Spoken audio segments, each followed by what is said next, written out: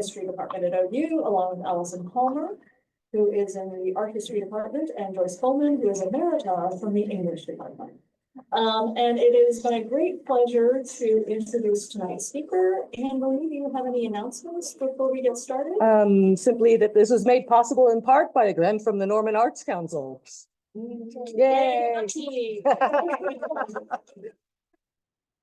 So tonight it is our pleasure to have to come talk to us Dr. Rienk Vermij. He is a professor of the history of science and medicine and technology at OU.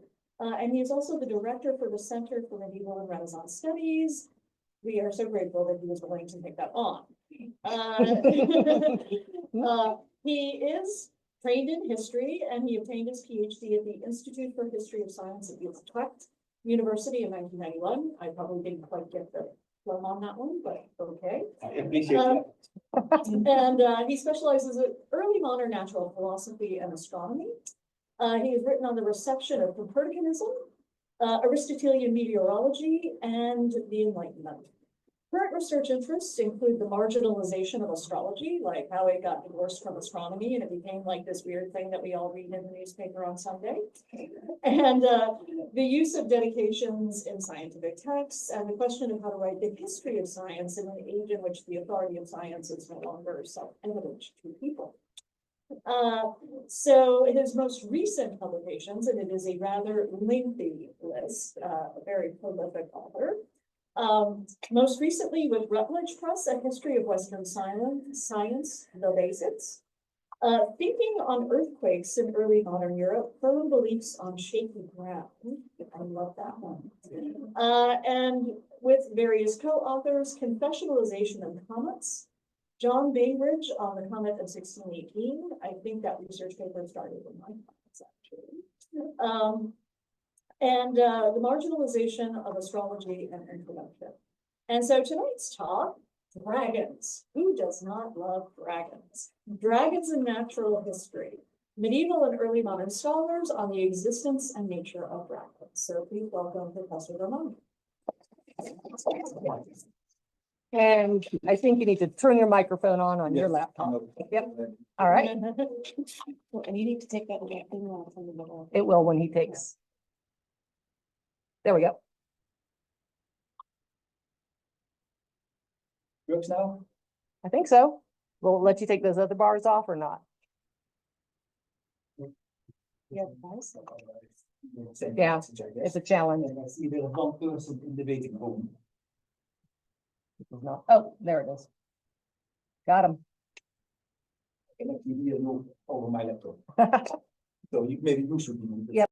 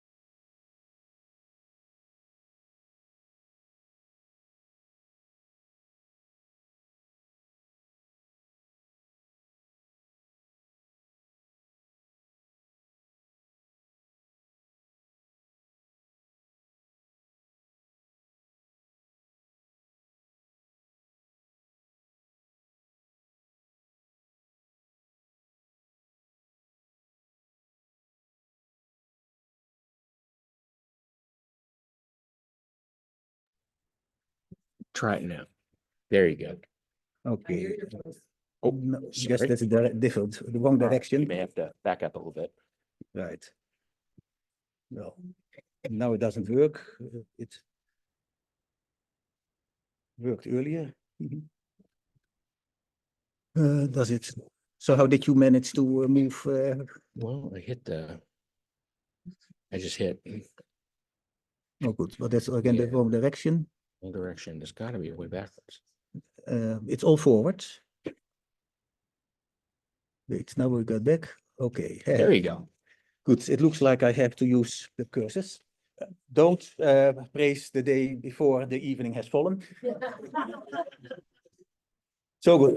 As I was saying, I will talk about dragons in natural history. That's to say, the question about real dragons, or rather the question what European scholars, especially European scientists, thought about dragons and about whether they really exist. Good. If you think about dragons in natural history, the logical place to start, of course, is a natural history museum. So, well, that's where we start. And here, indeed, we have a dragon. So you find this one in the Frankische Stiftungen in Halle in Germany. So that is a large orphanage, also institution for education, where they already in the 18th century collected a large library, but also a large cabinet of natural objects for teaching to the students. Good, and well, this object, this dragon, they have there in their collection. Likewise, another example is this one. So it's labeled as a basilisk, but it's basically right the same thing. This one is from the Natural History Museum in Vienna, in Austria. It looks really great. They are not that big, they are really small dragons, but good, they are presented as real dragons, at least that's how they were got into the collection. You may ask what these things really are. They look a bit weird, maybe.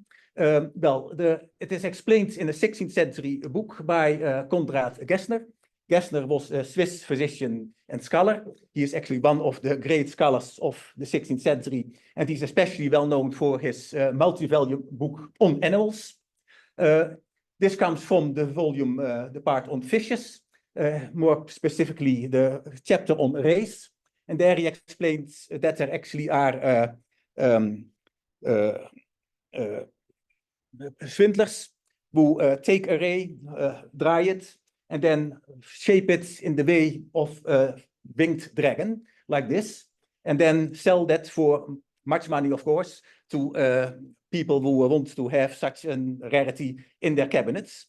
So he explains, well, these things are fake. You should not be duped. And here is an example of such ray, dried ray, which is turned into a dragon, which he had apparently seen himself. So this already stems from the 16th century, apparently, that people tried to sell fake dragons to people. And well, if you look at these things, if you look somewhat closer, it's maybe believable that these things are actually dried rays. But then, of course, made very artfully into something resembling a dragon. Good, I'm not finished with Gessner, because this is the book on fishes, as I said.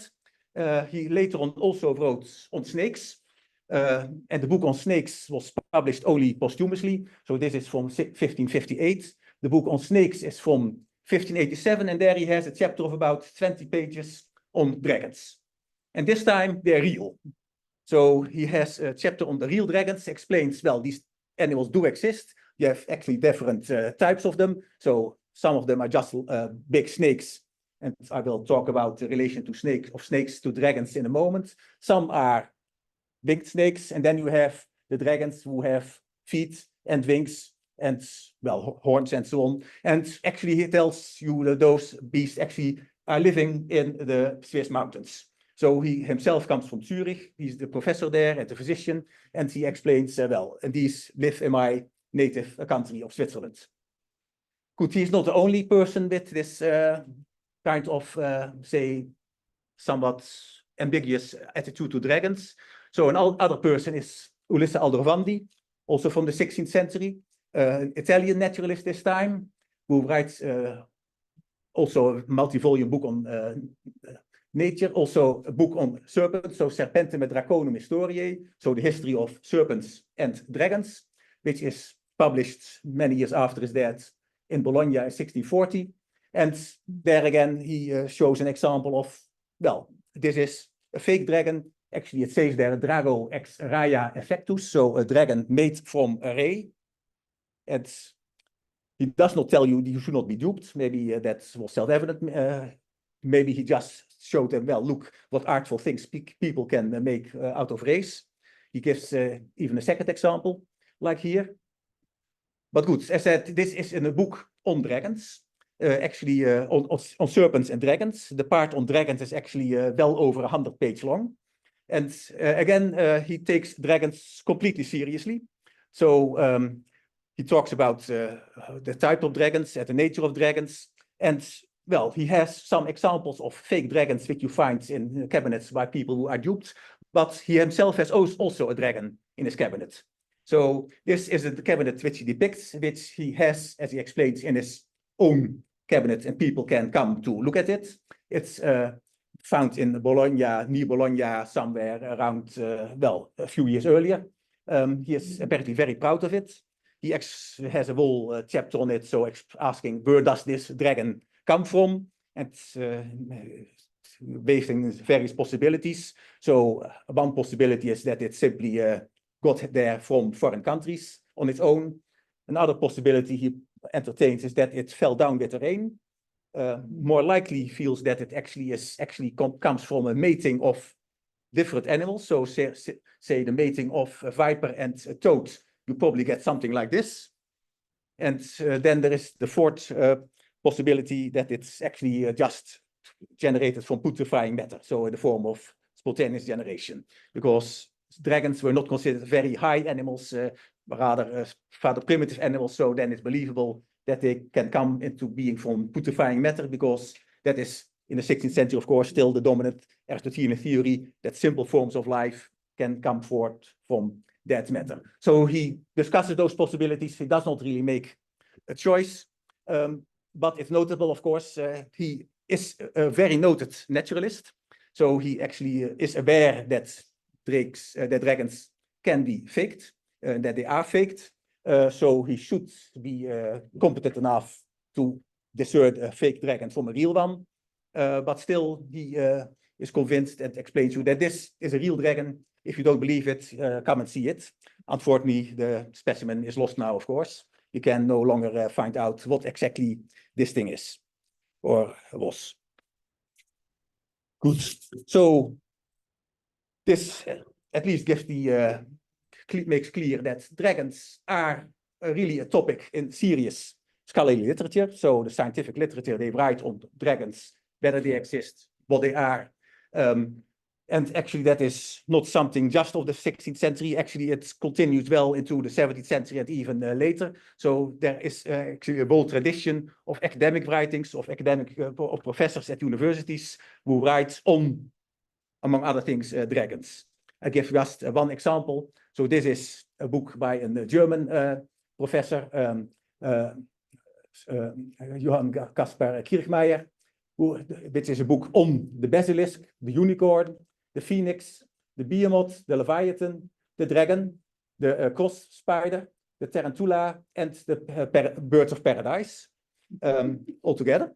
And so his point is, well, the dragon is only one part, but it's still some 20 pages. And he discusses again the various types of dragons, what they are. And he definitely insists that flying dragons do exist, because we have enough evidence for that. I will get to that. Good. A German historian has a few years ago actually published a whole book wherein he discusses this whole tradition of discussion of mythological figures and animals like dragons in the 16th, 17th, 18th century in academic literature. And it's a very big book. Good. So now, how did we get there? So that dragons are clearly part of scientific literature, but how did we get there? So, well, then we start with classical antiquity. So the dragon is already mentioned in ancient authors. And there, of course, we already meet the fact that, yes, they really exist. I mean, they do exist because the Greek word dracon or the Latin draco is typically meant for big snakes. So authors like Pliny and others tell about, well, they have not seen those things, but in India or maybe in Ethiopia, there live very big snakes. They are not poisonous. They have very strong tails and they kill by strangling. And as they explain, actually, they are so big and so strong that they even kill elephants. Of course, they have never seen those things. There is some exaggeration in the reports, but you can clearly recognize these dracones or these dragons as big snakes. So that tradition gets on to Europe, the whole tradition, and all medieval authors writing on dragons will actually clearly connect them or reckon them among the snakes, following this ancient tradition. But the whole tradition gets a little bit more complicated. So one of the intermediaries of classical knowledge to medieval Europe is Isidore of Seville, who lives around 600, who is a bishop of Seville in Spain, who writes a very large book, The Etymologies. This is a page from the Etymologies, but it is on the moon, so not on dragons. I couldn't find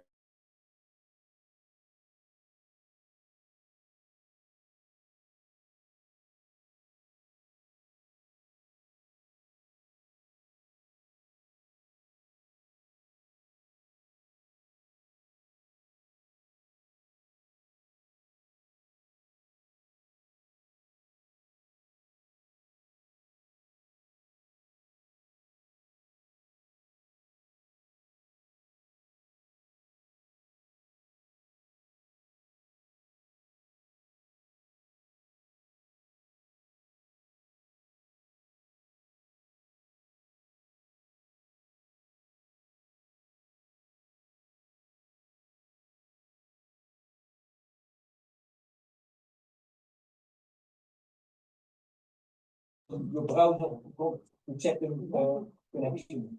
Okay. It's now trying to connect to Zoom. Better leave those translator deleted. Don't try to mix with it once it's. Unfortunately, I can't get your screen with this camera. So you'll have to log back into Zoom, I guess. I have to look get into Zoom. Well, Yeah. That's question, how do I get from this away from this thing again?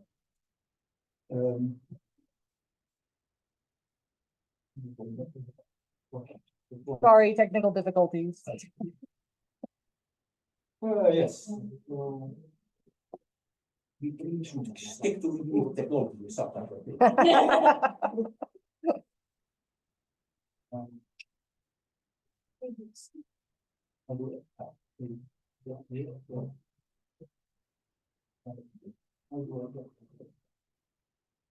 Did you lose internet or did you just lose Zoom? No, I lose still my cursor, so I can't.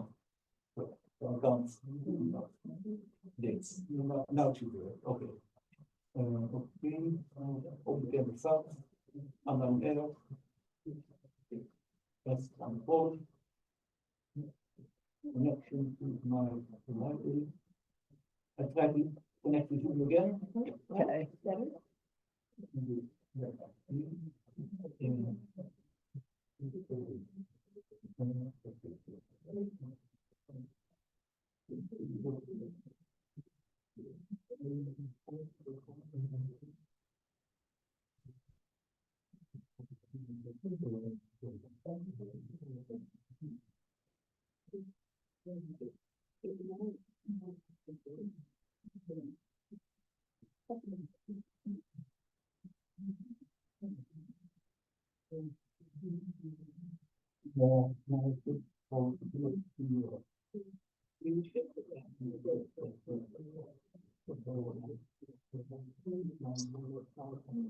Did you still have the tab open for medievalfair.org that had the link on it? My history, but I will.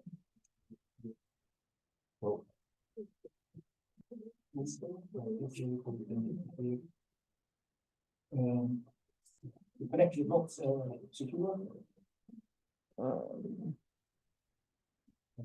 Possibly it's a fake, it says. Huh.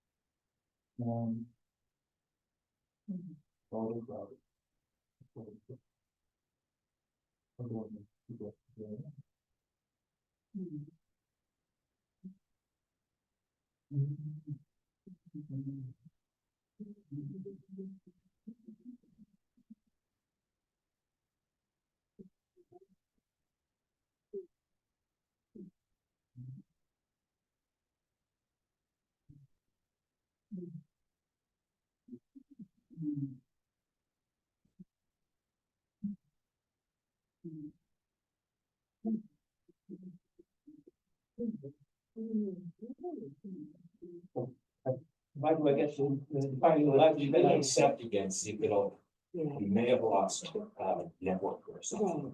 Oh. is that a hospital? Well, but it can, try and go ahead and get it set, see if it'll pick it up.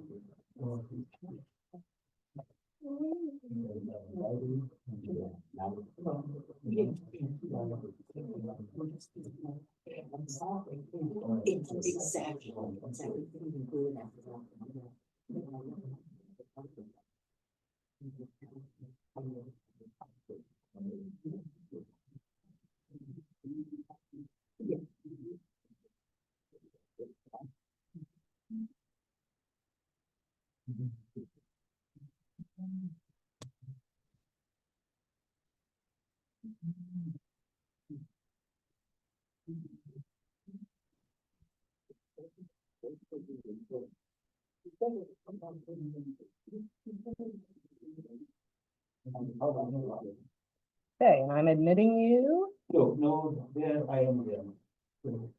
and make co-host. Do you have my screen? Not yet. Young people here.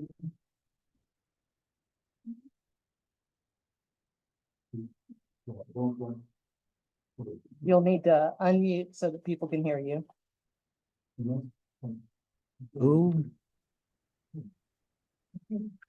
Can people hear me now?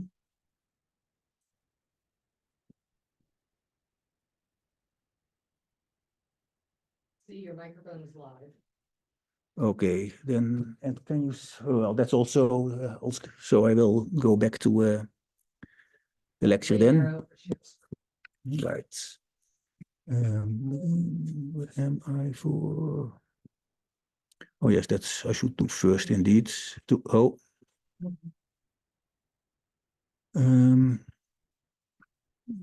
I should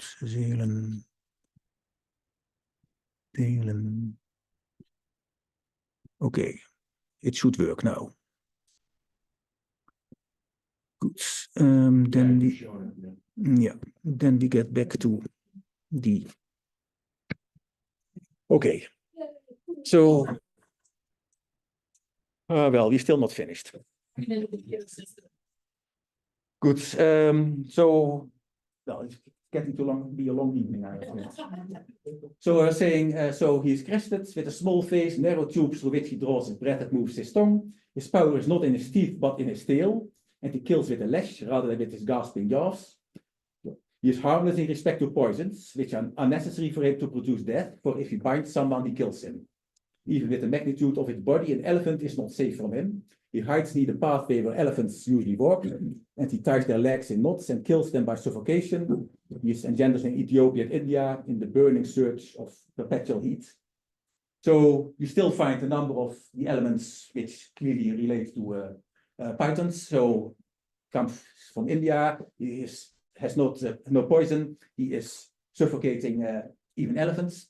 But other elements, so when it says, it's said to be often drawn from its den into the air, which is stirred up because of him, are less clear. So those are sentences which actually are taken from church fathers and explanation of the Psalms at the time. So there are dragons in the Bible, at least the term is known. What the term means is another sense. And the church fathers and commentators on the Psalms and on Genesis and so actually writes on those dragons. And the dragon in early Christian thought stands for the devil. So he comes there quite a lot. And therefore, the idea of the dragon as devil and the dragon as a snake becomes intermixed in this period, and the animal which emerged in Europe has more or less traits from both. But I won't say much about this whole the devil dragon, because I said I will restrict myself to natural history.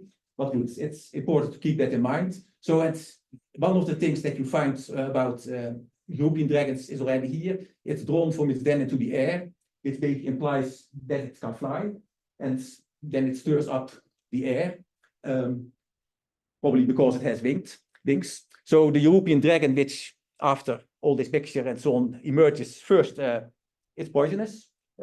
Although the classical sources clearly say it's not poisonous. It can fly, it has wings, and also it will be able to breathe fire. Where the fire breathing quality comes from is a completely different topic, which I will not touch upon tonight. Most scholars feel that it's somewhat to do with the poison that's also very hot. The first real fiery dragon is actually in the Beowulf, where the hero Beowulf, who has to slay it, actually needs an iron shield, because otherwise a wooden shield will burn because of the heat of the monster.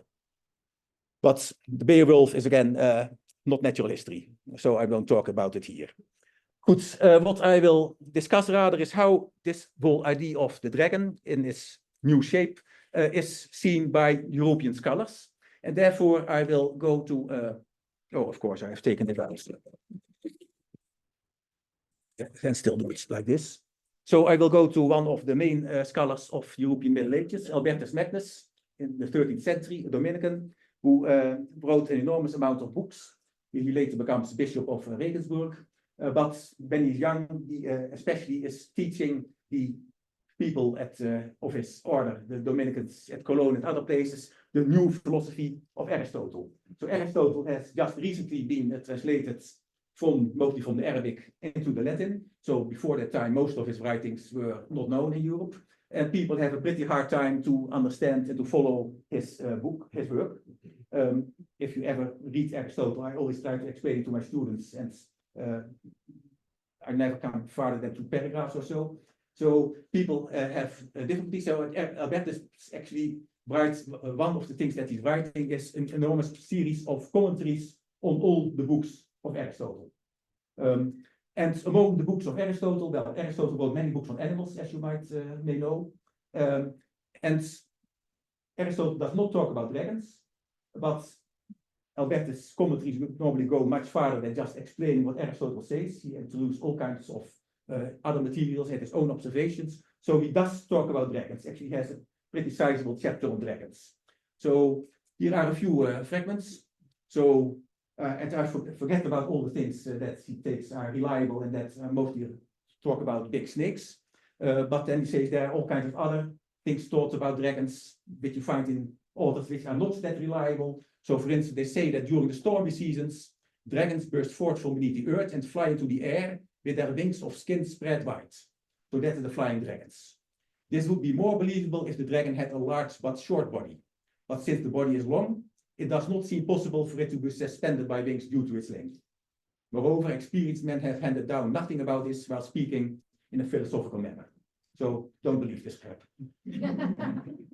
In other words, no proof. Yes. So, and then they also say that the dragon often lacks feet and creeps over the ground on its chest. And this is true. Snakes do that.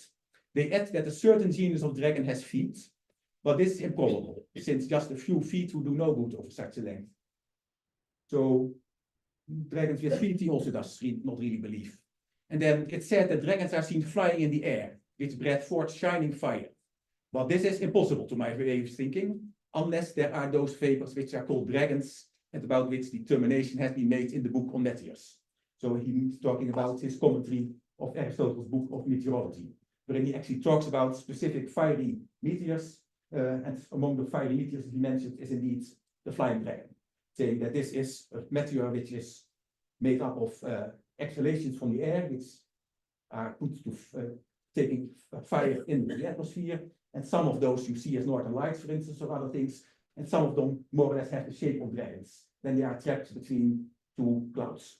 So he says, well, these have been experienced as glowing, moving, and smoke in the air, and on occasion to fall into a ball into the waters, where they shriek like glowing iron. Sometimes when the vapor rises on the wind, they rise again from the water and burst forth and burn plants and everything they touch. Because then of this acid that descends, and the smoke that spreads like a mist that both ends in the shape of wings, the unskilled think this is a flying animal breathing fire. So, good, this is the most authoritative view of dragons in the Middle Ages, and as you see, people that is quite critical. The whole idea of the flying dragon as a meteor becomes actually a tradition. So many other commentaries of Aristotle's meteorology will be written in the Middle Ages and even in the 16th, 17th century. They all include this topic of the flying dragon. So here is one example from 1574 from an English book, A Contemplation of Mysteries. This is largely a book, a handbook of meteorology. And well, you can see the dragon there flying in the air. So this is spitting fire at its front, at the head and here at the tail. But of course, this is not an animal. It's just a heap of smoke and fire. And these are included in all these textbooks. And actually, most of the authors also say, and this is the way that we explain all those things that stupid people think that are dragons. So sometimes very specific. So one other English author, Phelps, relates a story that not long ago there was by many people who saw the devil flying over the Thames in London. And he writes, and that's what stupid people think. But of course, this was just a flying dragon, nothing more than smoke and fire. So nothing to be really concerned about. So it's flying dragons during the Middle Ages, yeah, they do exist, but they are simply explained as meteors and not as animals. So if that is, yeah. So if that is the case, so then of course the question is, how do we from here get to people like Gessner and Aldrovandi, who really think that dragons do exist, whereas in the Middle Ages people were quite critical about this. Well, things are changing in the 16th century. There is something of a new attitude.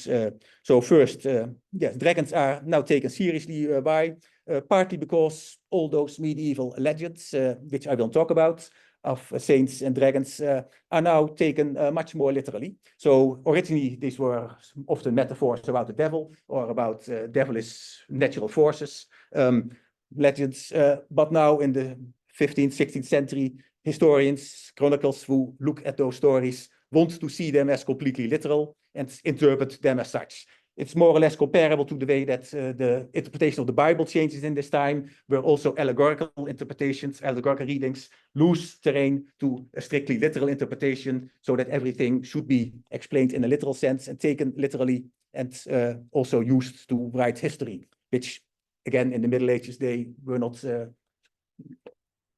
much more free on, let's say. So that is an explanation that has been advanced for this change in attitude, which is no doubt partly true. You see this new attitude of dragons, especially in chronicles from Switzerland, actually, for some reason, partly probably because there are in Switzerland many local legends about dragons who come with the rivers or overflowing rivers or otherwise. So there is a number of chronicles who write about these dragons, take them quite seriously.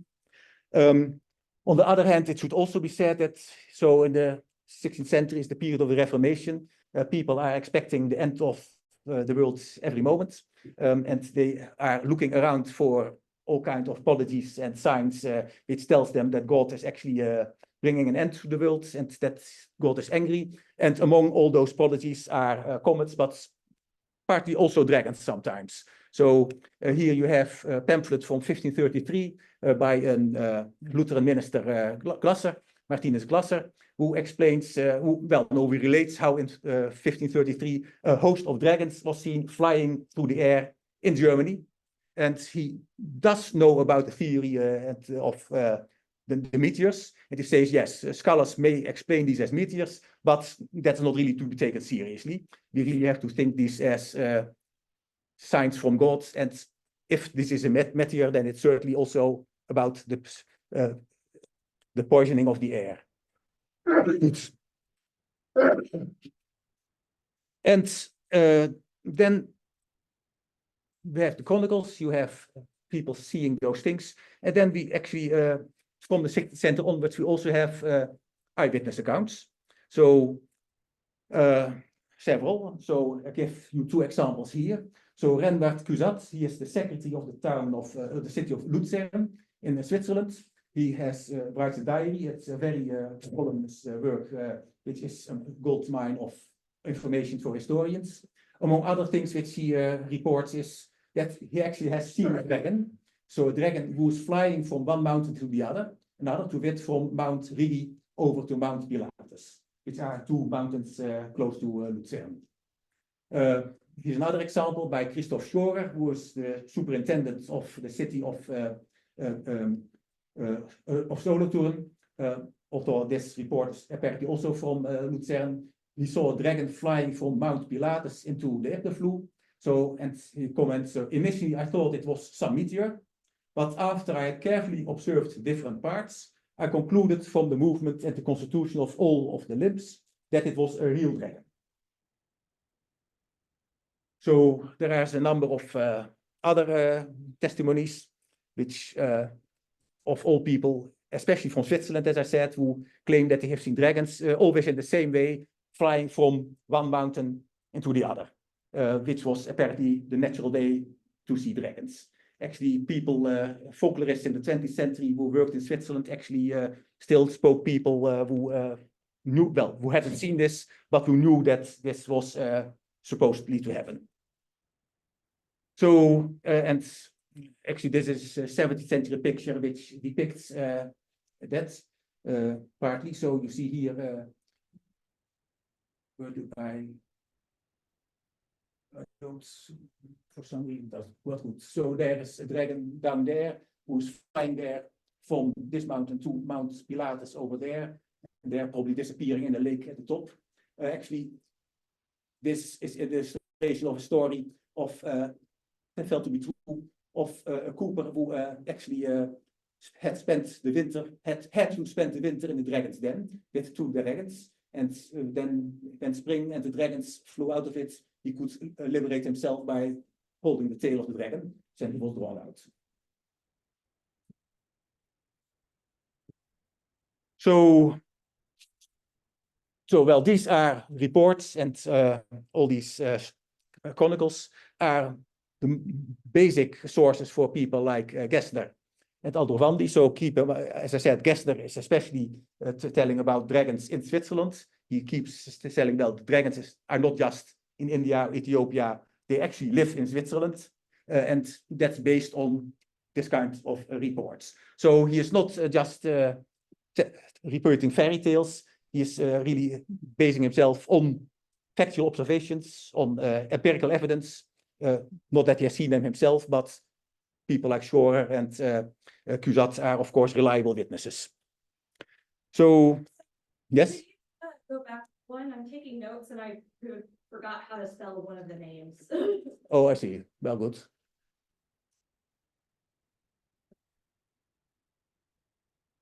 Okay, thank you. Good. Thank you. Good. So, then I will get to the most. I should also say, by the way, that not everybody was taken in by those stories about the dragons. So there is a famous dialogue by Erasmus, wherein he tells about some travelers who are traveling on horseback in England, and one of them at some point looks at the heavens, makes the sign of the cross, and his companions ask, "What's the matter?" And he says, "Well, don't you see that enormous dragon there with the horns on his head and the tail?" And the others say, "No, nothing." And he says, "No, no, look better, look better." And so, of course, after a while, well, first one says, "Yes, I think I see it." And then the others don't want to stay behind. So, and Erasmus tells, and then 1 week later, the whole country of England were actually speaking about the dragon. And the person who comes up with the joke had much fun. Good. not everybody was so skeptical, but there were certainly people who were. But the dominant idea about, say, naturalists, about natural historians, is looking into dragons as serious animals. So the most important dragonologue, let's say, is this guy, Athanasius Kircher, who is a Jesuit, born in Germany, but he works later on mostly in Rome at the Museo Romano, writes many books on all kinds of topics, from hieroglyphs to music to other things. So this is one of his best-known books, Mundus Subterraneus, that to say the subterranean world, wherein he discusses all various aspects of the subterranean world, including subterranean animals.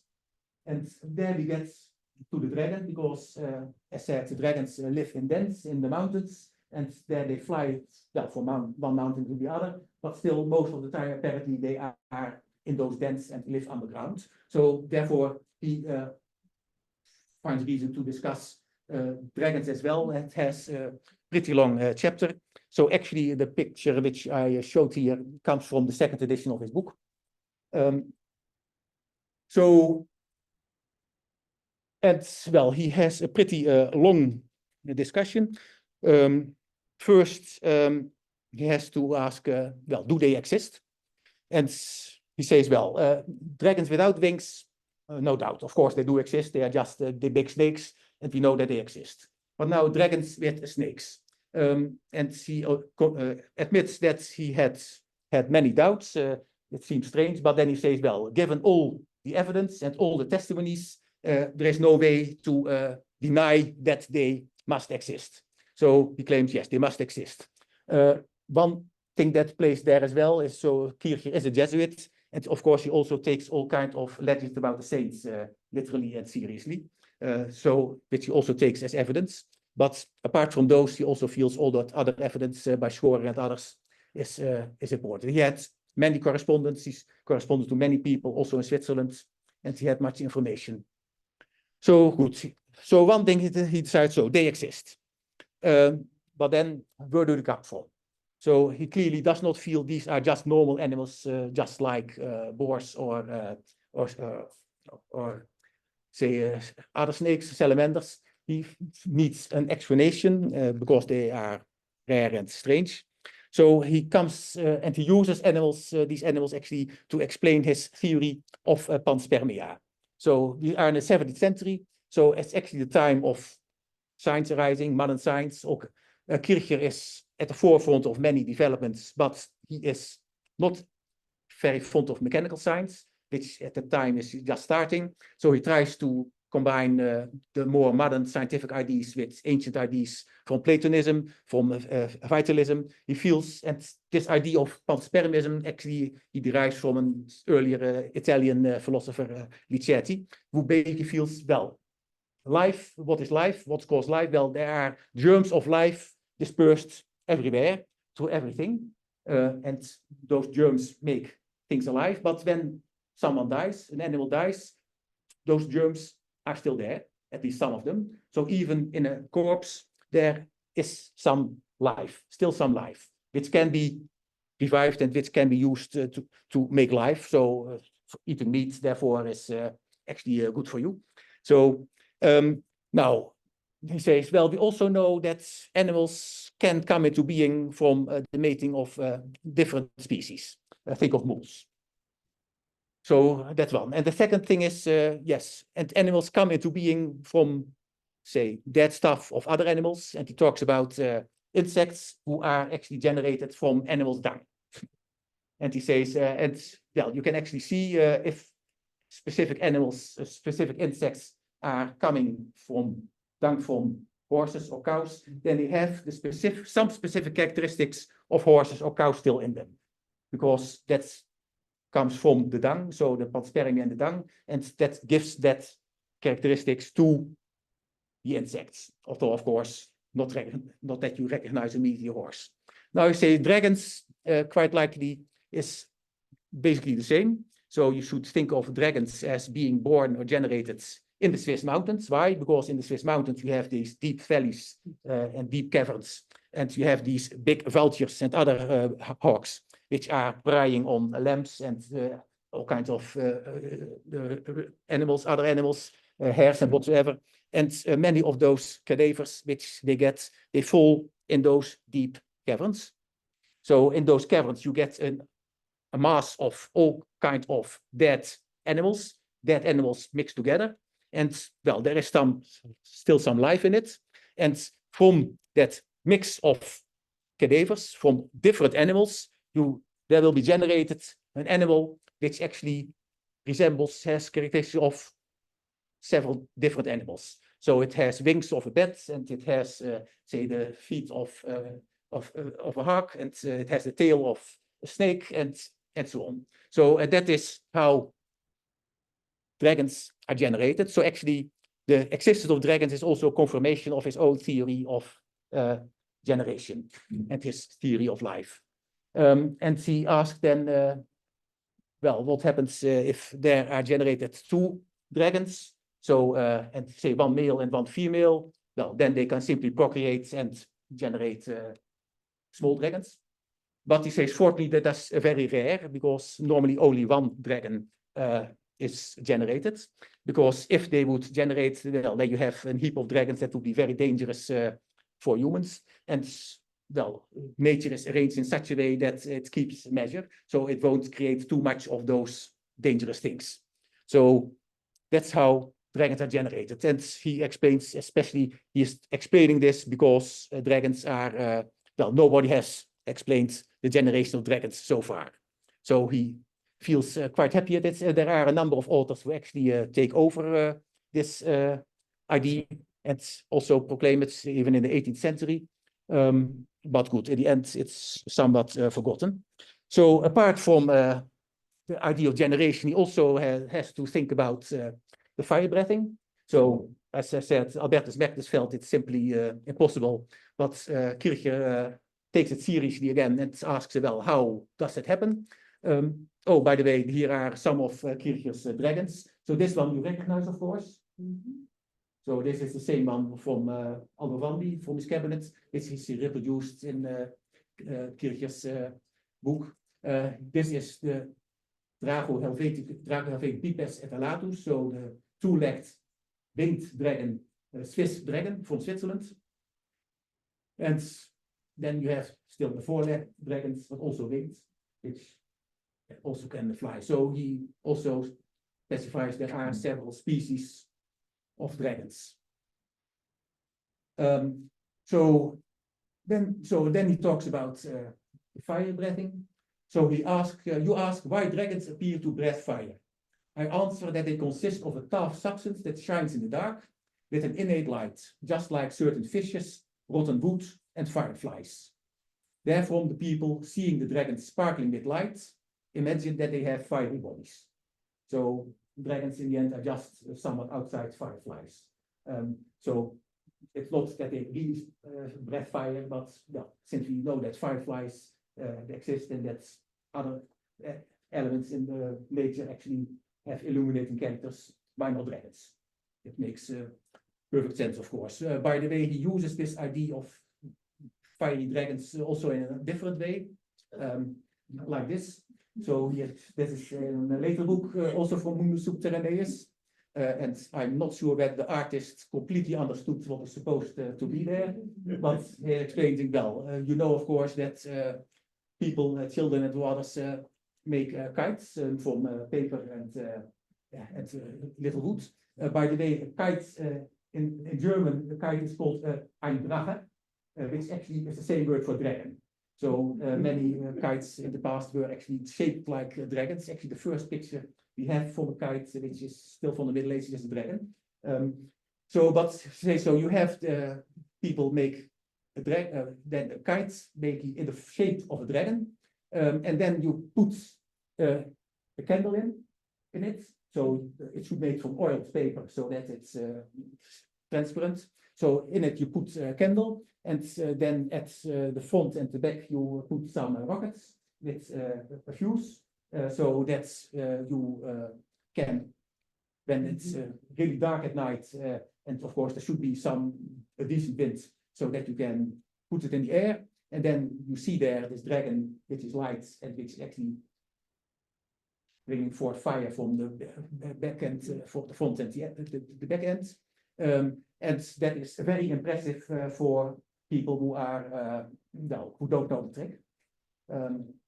And especially if you put some menacing words on it as well. Actually, this is of course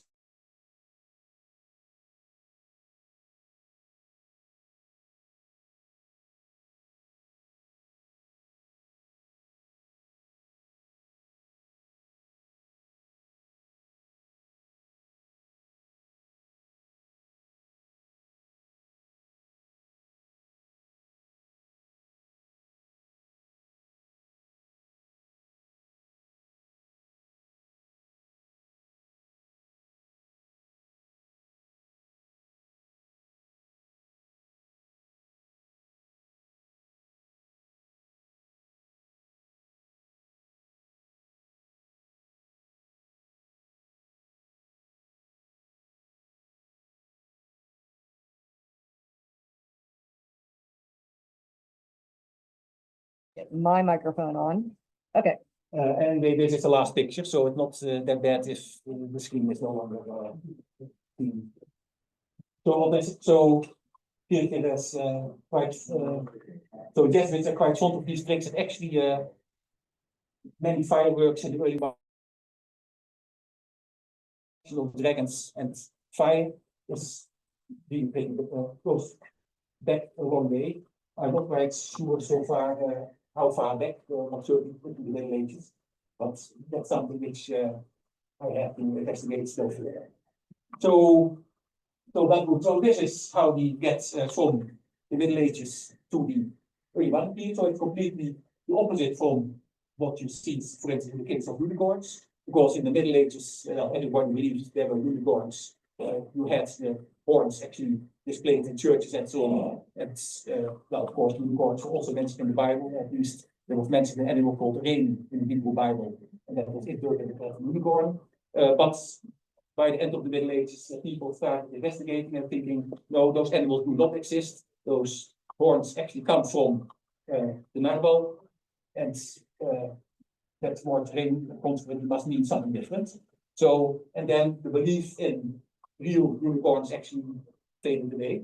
So here you see quite the opposite. So in the Middle Ages, people, there were dragons, but real scholars did not believe in them. So at least not in the flying dragons who are spitting fire. So Magnus is a very authoritative figure in the Middle Ages. But by the end of the Middle Age, in the 16th century, scholars like Gessner and Alderandi and other Syrian scholars start to take them seriously, and then the dragons are discussed in academic literature among scholars for quite some time, and certainly in the 18th century.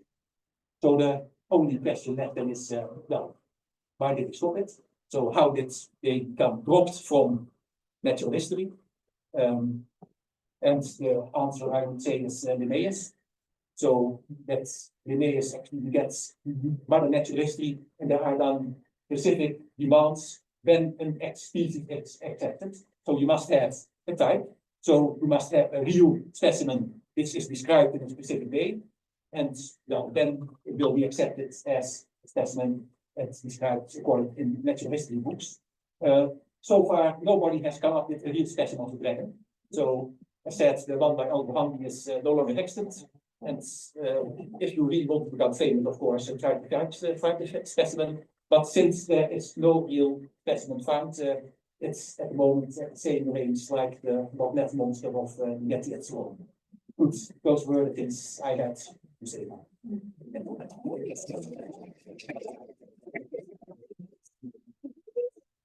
Thank you for persevering through the Zoom.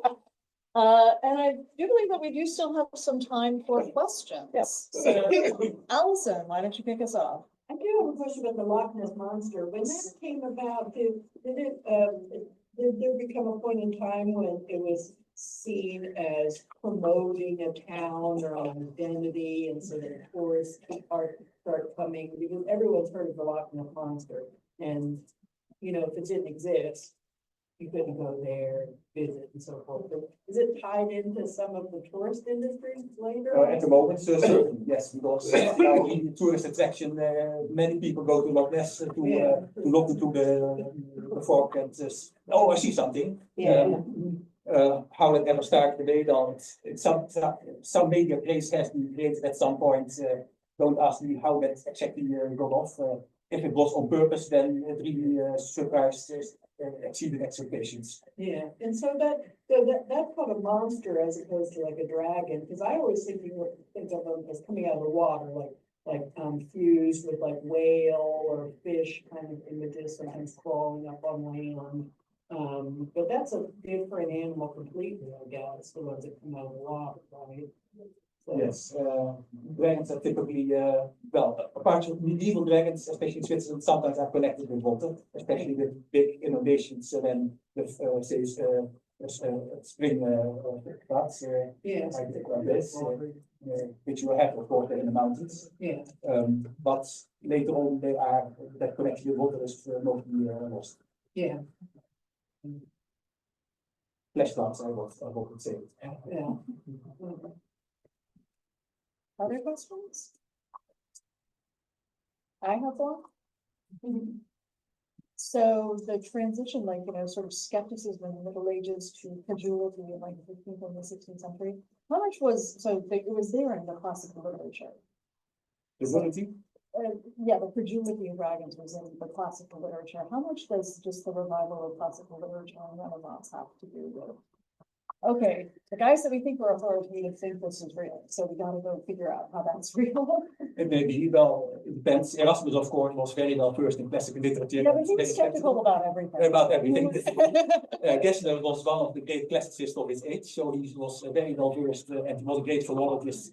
Many of his books are actually pure philology. Okay. So it certainly had helped that he knew all those stories of dragons, but would, of course, numerous scholars in the 16th century were also aware that many classical scholars are sometimes making up and they're criticizing each other. Okay. So especially, say, the real dragon lore from classical fiction, I mean, which gets to those the looping dragon is mostly pretty late. So Solinus, apart from all the church fathers. Okay. Commentators. Okay, Although Pliny also has some very fabulous things. Yeah. But But church fathers tend to be pretty popular with humanists too. some of them, yes. Yeah, like Augustine. Other questions?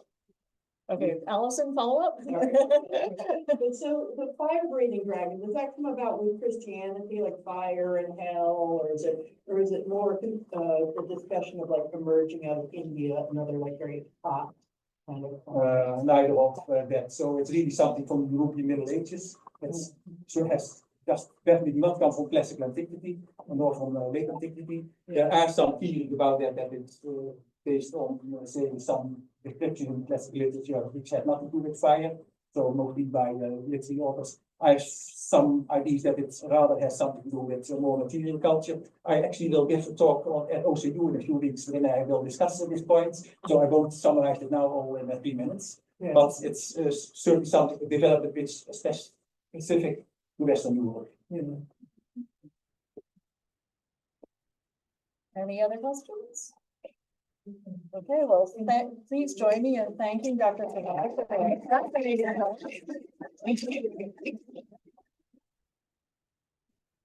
I hope you guys have good rest of your evening and weekend. Our next lecture will be Friday, October 18th. Subject still to be determined, so watch our social media and website, and we'll also send the email out again. And if you're not on our email list, there's a sign up sheet out in the lobby area that you can get added to the email list. For anyone in the room that's interested, chessboard auditions are on October 5th and 12th. And cast auditions are on October 13th. And again, you can find all of that on our website and social media. Thank you very much. Thanks. Have a good night, folks.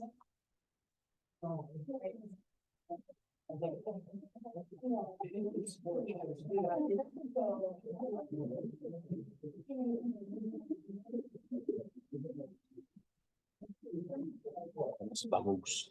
Okay.